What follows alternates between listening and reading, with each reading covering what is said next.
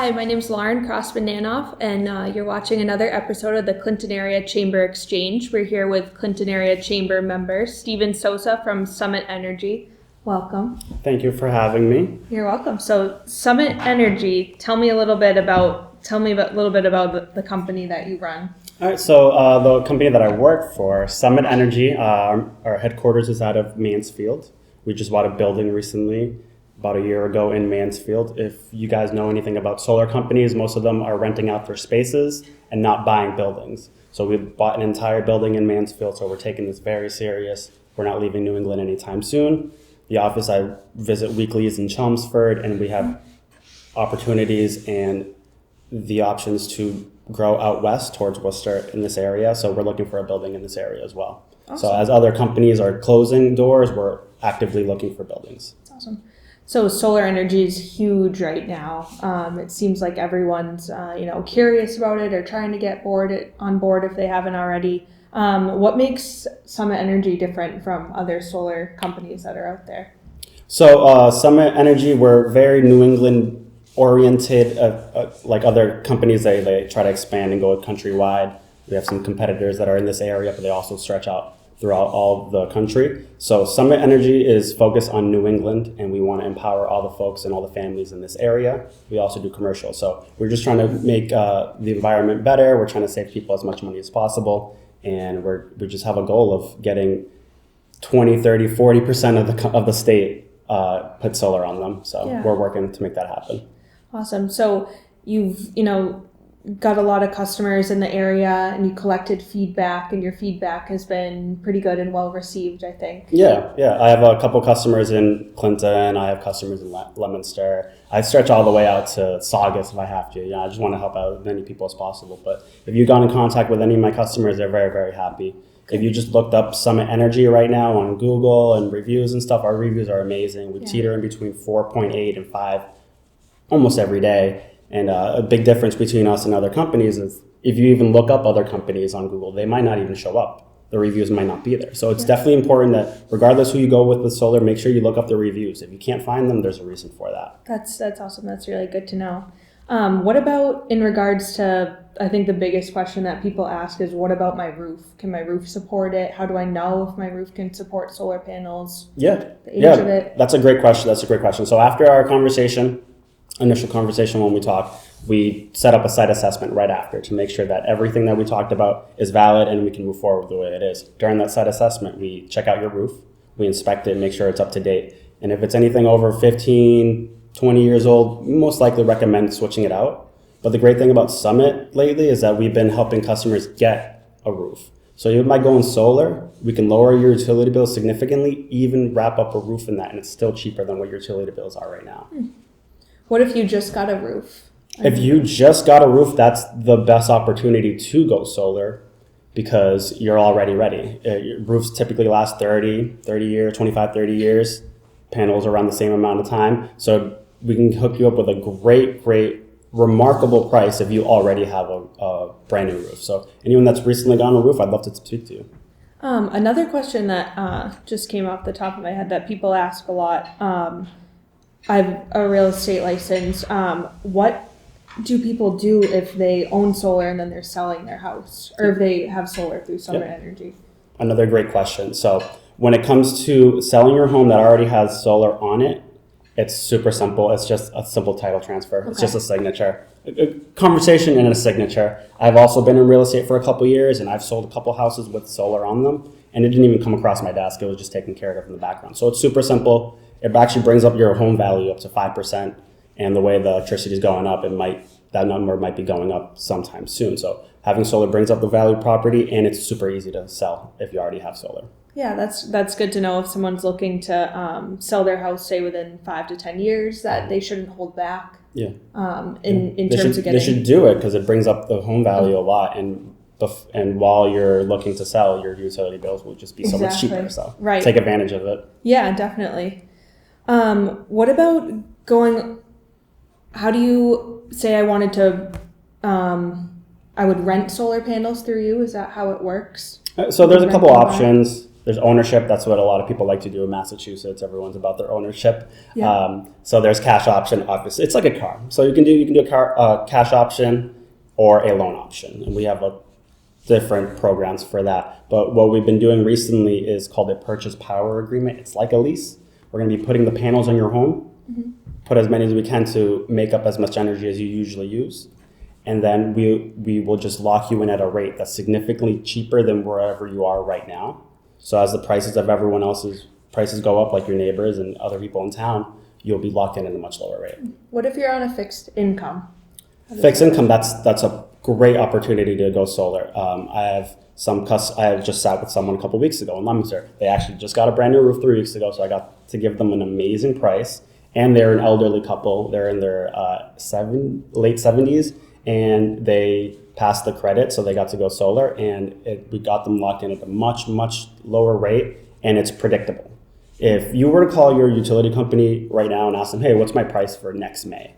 They're going to look at you like you're crazy. Yeah. But with going solar, you know exactly how much your bills are going to be every single month for the next 25 years. Wow. So anyone that's in a fixed income, you can plan out all your finances. Yeah, that's good.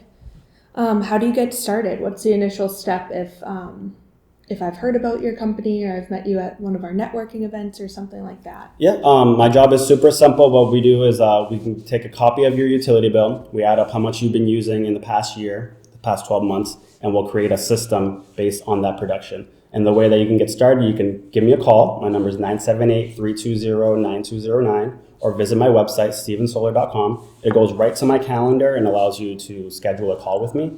And we'll just get on the phone real quick. I'll just need a copy of your utility bill, and then we can plan out and schedule a set right after that. Awesome. What are some specific conditions that need to be met outside the home for them to get started? Is there? Yeah. So a big concern that a lot of people think is if they have too many trees around their property, which is a valid question.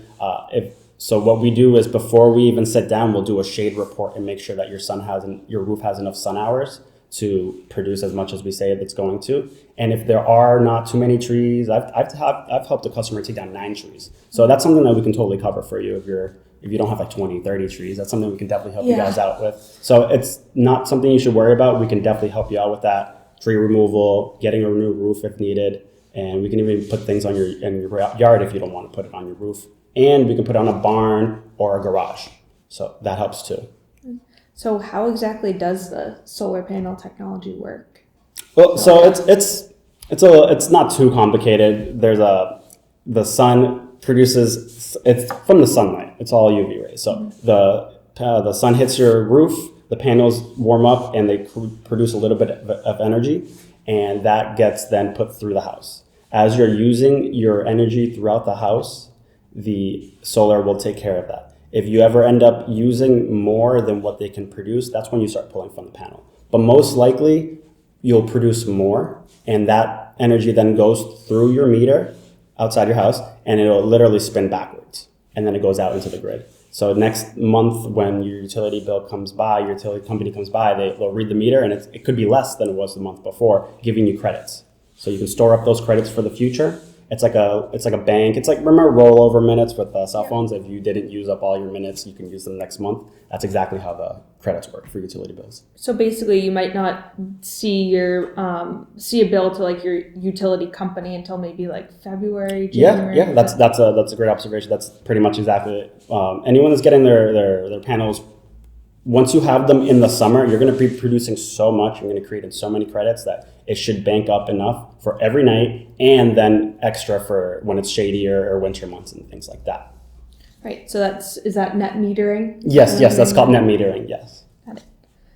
What about the maintenance for solar panels? How would I keep up with that as a homeowner? Do I need to? Yeah, virtually there is no maintenance when it comes to solar panels. You can monitor them throughout your day, and we monitor them too. There's an app you can look at and you can monitor your panels. But even in the winter, when the snow goes on them, they do get a little hot, so because they're black and they absorb heat, and the snow will melt right off. Yeah. And the only other thing throughout the year is pollen, and it rains every couple days in Massachusetts, so it just comes right off. There's no reason to go up there or touch them or anything like that. Right.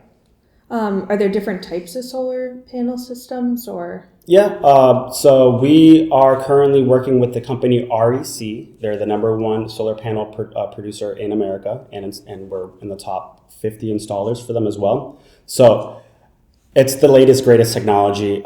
Even 2 years ago, the panels were significantly less powerful. So if you just keep up with the latest technology, you could produce even more with using less panels. Let's say 10 years ago, they were around 200 to 300 watts per panel. Now we're all the way up to 420. So you had mentioned before your positive reviews, and I've seen them on the website, on Google. Do you have any specific success stories recently? Justin Clinton. I had a family. I'm not going to say where they are, but they sat with me. It took maybe 2 sits with them to figure out exactly what they wanted to do. But the biggest concern was, hey, should we do the roof now or should we do the roof with you guys? And we ended up giving them a great price, and they were able to get a roof with us. And it took about 100 days from the beginning to the end to get a brand new roof, panels put on your house, them turned on, and you can see savings pretty much from day one. Are there any warranties or guarantees that are? Yep. We have great warranties. That's definitely something everyone should look at if you're going to sit with any solar companies, to make sure that their warranties are great. We have a 30-year warranty, extended warranty. So if anything happens from now, 30 years, we have you covered. If they ever drop anywhere under 92% efficiency, we'll replace them. So there's virtually nothing to worry about. If there's anything that happens, just give us a call. Nice. What are any potential challenges or limitations that people might have besides their roof is probably the number one? Yeah, roof is definitely number one. Number two would be just qualifying you. You have to have a certain amount of, you have to have decent credit to be able to move forward with that. And that's why not everyone can do it. And another thing is that if too many people in your neighborhood have solar, the town or utility company can say no to you, because if every house in your neighborhood has a little power plant of energy, any extra leaves the house, goes through the grid, and goes through the transformers. If too many houses have solar, the transformer cannot handle it. So we're not the yes or no people. They can say no to us. Oh. So credit, not enough solar in your area, and then roof and trees. Wow. What's the typical lifespan on solar panels? Yeah, so our solar panels are dated to be 30 years, but as the newer technology is, and they're a lot tougher than they used to be, they're predicting that they can last up to 40 years as well. So definitely look into where your panels come from and who manufactures them.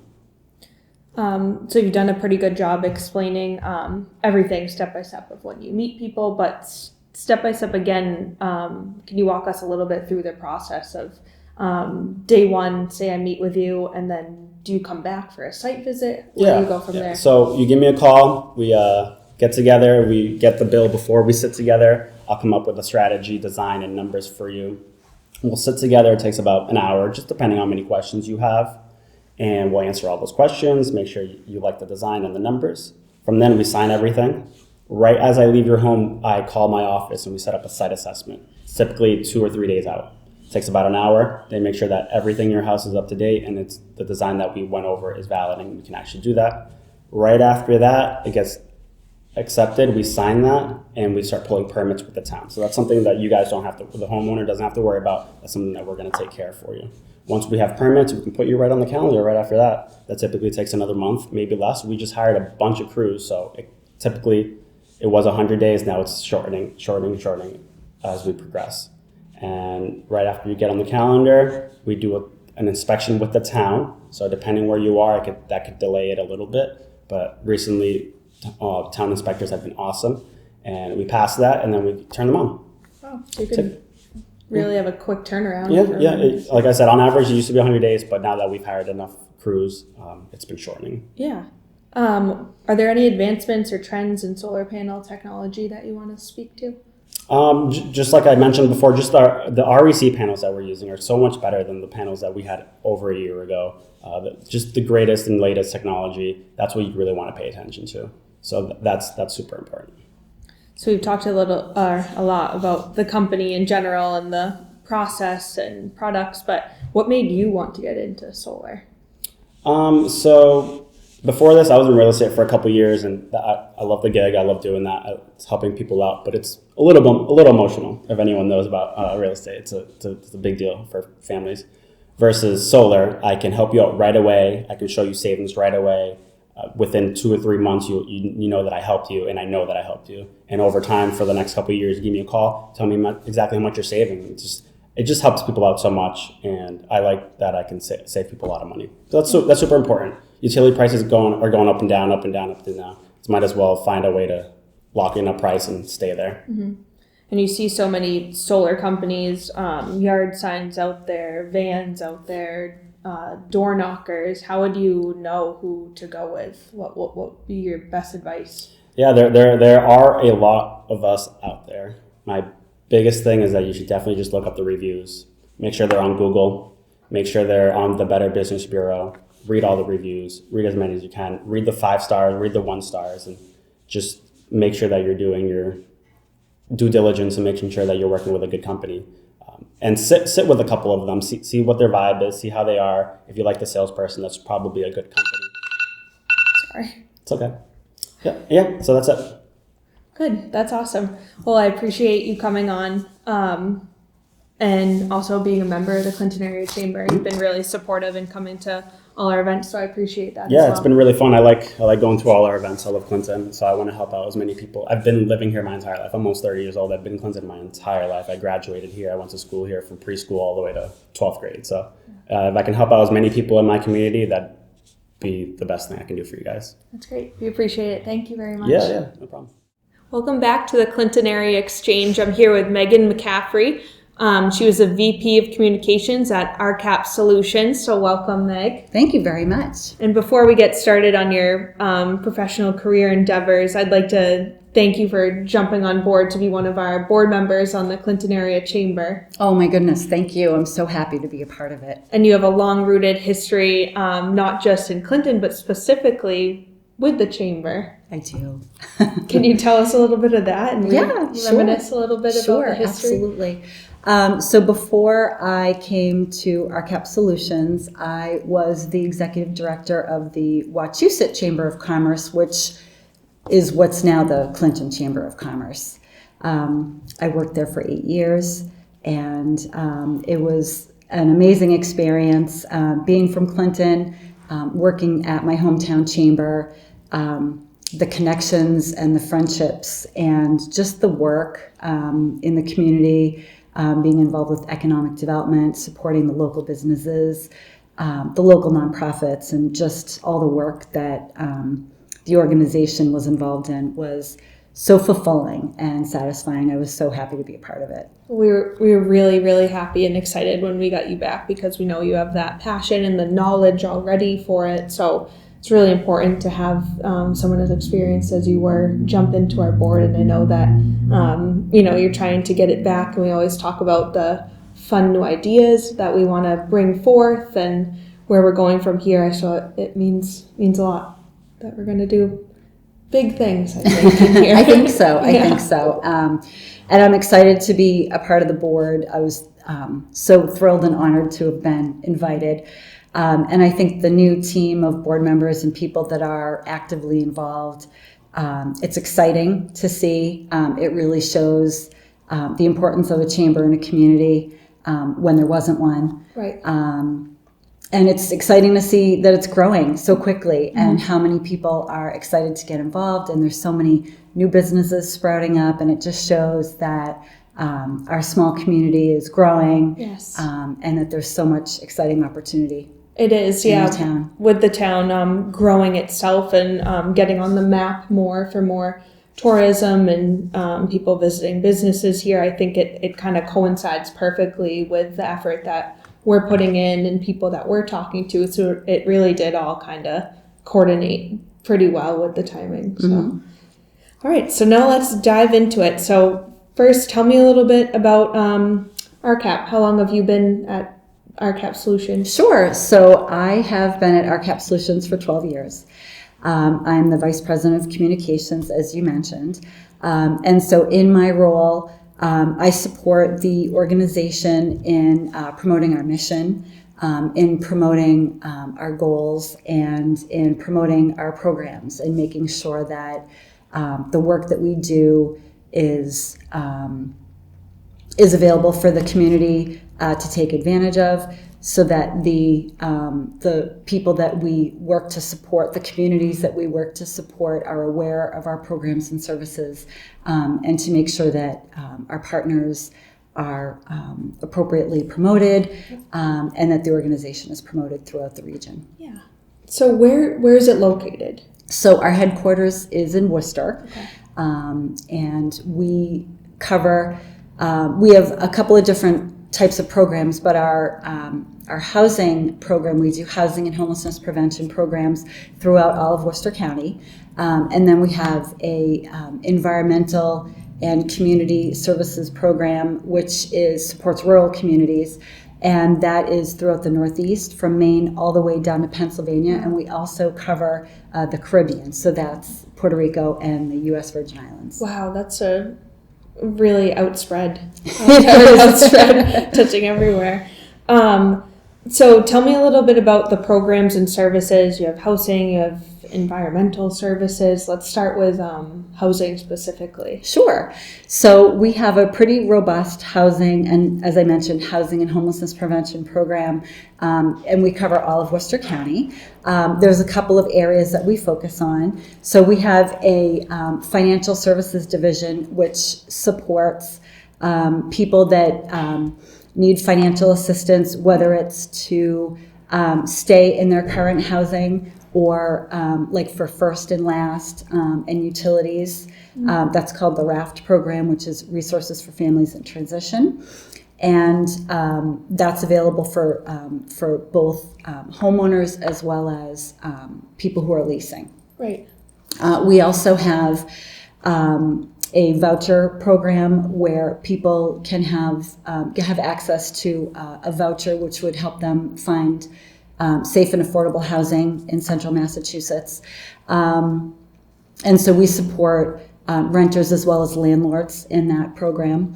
And then our final sort of housing program is that we manage 11 properties throughout central Massachusetts. They are for the elderly as well as people with mobility impairment and families. And those are from all over central Massachusetts, so all the way from Athol down to the Blackstone Valley. And then I also did want to mention that we also have a education and training number of education and training programs and workshops for people, so that we provide first-time homebuyer classes. Okay. So that if you haven't purchased a house before, there's all kinds of information about your, we call it your home buying team. And so it's not only just your real estate team, but also the lawyers that are involved. And we provide information about why it's important to have your home, evaluated, that you're going to purchase. And right now the market is so tight, Crazy, yeah. and it's crazy that it's really important for people who have never purchased a home to really know all the ins and outs and what's available to them. That's in really their good. purchasing I didn't a home. know that you offered that. It's a great program. Yeah. It's an important program. And we also have financial literacy programs. So for people that need credit counseling or credit assistance, we have some programs for that as well. And then there's also a post-home buyer or homeowner purchase program as well. That. Yeah.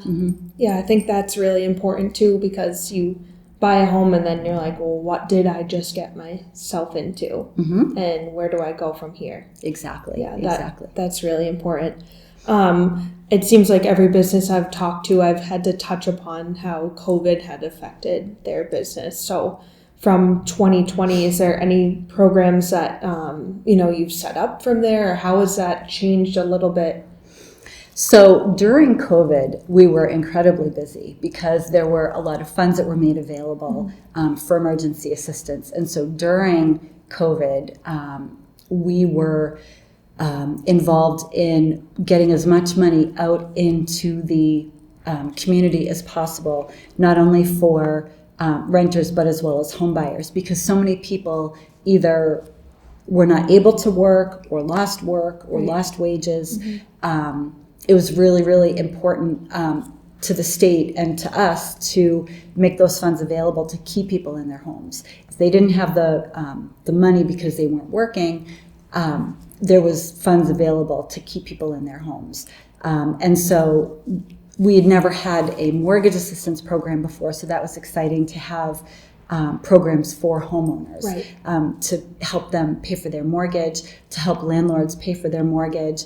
If their tenants were not able to pay their rent, we were able to provide tenant assistance, and then also landlords were reaching out to us to say, my tenant can't pay for their rent. Right. What resources are available? Wow. I can't imagine how busy that you were. We worked with and supported and helped and counseled many thousands of families Right. Throughout central Massachusetts, and put millions of dollars out into the community just to support homeowners and keep people in their homes. Wow, that's really, really, really great. Now let's talk about the work you do for community and environmental services. Sure. So that's our other tract, and Yeah. that's our Northeast tract. We are the Northeast affiliate of the RCAP program, which is Rural Community Assistance Partnership.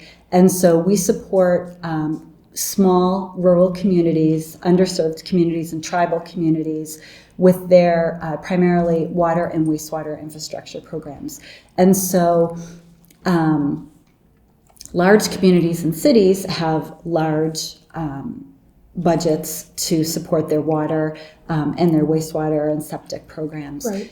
Smaller rural communities don't necessarily have those resources. And so we provide technical assistance to support small rural communities, to help them find funding for water and wastewater programs, to have that infrastructure. We don't actually put pipes in the ground. We're more of a technical assistance provider. So we might work with a community's board, or we might work with the water or wastewater operator. We assist with training. We assist with technical assistance. Like I said, we can help communities find funding if they find that they need to raise funds to provide infrastructure, to have pipe serviced or replaced or things like that. We also provide GIS services, so communities can actually have the knowledge of what's underground, to be able to find those pipes and be able to plot out like the hydrants and the pipes and everything that's underground. Because what we're finding is that in these small communities, all of that knowledge might be with like one person. Yeah. And Yeah. as these people age out and retire, a lot of that knowledge goes away. And Right. so we try to assist these communities to help them with their asset management, and to help them increase their capacity, and to be able to have those services System available to in them. place Systems, of exactly. yeah, especially just writing things down of what work was done when, the dates, so they can go forward in the future, so they can attack problems before they become a problem. Really, Exactly. Yeah. And as I mentioned, water operators and wastewater operators are, as they age out, there's not a lot of people that go to school to think, oh, I want to work in water or wastewater Right. and work in our community, and they don't realize that there really is, there are career opportunities there. Yeah. And for people who are interested in not only working for their community, but they might be interested in engineering or chemistry or math or science, and those are environmental jobs. They're important jobs, and people, I don't think they realize Right. how fulfilling and rewarding those careers can be, to work in a community, and that it could be a lifelong career choice with lots of opportunities. Yeah, absolutely. What about recycling advocacy in the Caribbean? So in the Caribbean has a real issue with recycling and solid waste problems. First of all, they don't have the infrastructure that we do in the continental U.S., where we have trash removal Yes. and disposal and recycling programs. There's a real effort to educate people around proper waste disposal and proper recycling. And so what we had found is that it was not uncommon for people to just, if they didn't know how to dispose of large items, it's not uncommon to see tires, toilets, construction debris on beaches, in parks, just in places where you would think, when you think of the Caribbean, you think of these natural, beautiful beaches, and people don't have a place to dump their things that they need to get rid of. And when on top of it, there's environmental disasters like hurricanes, There's a lot of debris that comes from that when properties have damage and destruction. Where does that debris go? Right. And so they find that things are disposed of improperly. And so we have done beach cleanups and property cleanups. We help to educate communities in where to find safe drinking water. There's a number of emergency assistance programs that we've had in the Caribbean, especially after Hurricane Maria a few years ago. Our folks in the Caribbean and Puerto Rico were boots on the ground in some cases when these people were without electricity and power and water for not only weeks but months in some cases. Our team were in some cases the first people to come into a community and say, how can we help? And so we helped with providing generators to communities so that they could get their power up and running, to get their clean water generators up and running, to provide, the pumps and everything, and gasoline and batteries and everything else to these communities so that they could actually get their water systems up and running and have clean water again, because it was a huge issue in that area. Gosh. What about going forward with the private well program? So in our community environmental resources division, we also have a private well program where we will provide complimentary testing to people. Was that 15 minutes? Yeah. Oh my goodness. But continue. Okay. So we provide free private well assessments and water testing to communities. And I did just want to mention briefly that we have a new coalition. It's called the Coalition for Safe Drinking Water, and it's a partnership with the Health Foundation of Central Mass and RCAP Solutions, where we have some draft legislation right now that could help with the 500,000 people in the state who have private wells.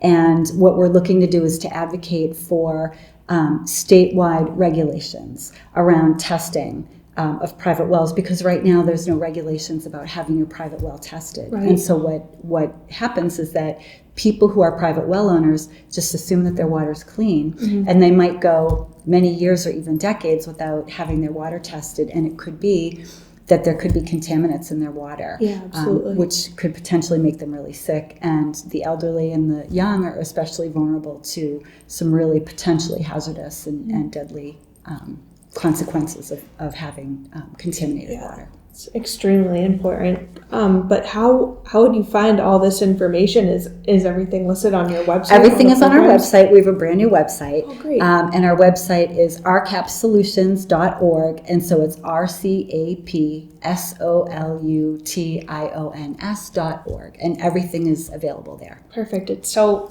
far spread in all that you do and busy. Thank you. We're incredibly busy. But it's impactful. It's impactful work. It's important work, and yes. I'm thrilled to be a part of it. Yes. Well, thank you, and I appreciate you joining. And the next time I'll see you will probably be at the annual meeting. Excellent. I can't wait. Thank you so much. Great. You're welcome. Thank you.